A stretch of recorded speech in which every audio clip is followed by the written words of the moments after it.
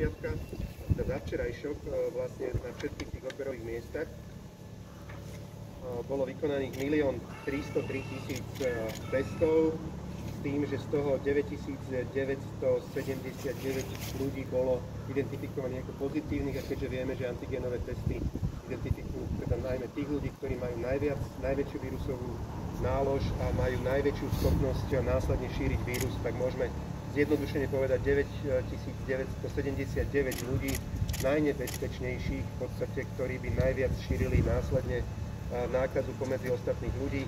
Tá miera pozitivity je 0,77% za ten včerajší deň vo vykonaných teda tých odberových miestach, tých 3940 spolu aj s momkami, tými klasickými, ktoré aj počas týždňa robili dokopy. Je to približne 1,8 milióna vykonaných testov od začiatku screeningového testovania. Myslím si, teda celkom slušný výsledok podnes. Hlavne sú to tisíce a tisíce ľudí, o ktorých by sme inak nevedeli, ktorí by následne vzhľadom na túto chorobu odovzdávali ju ďalej a by sa nám to tu množilo a množilo.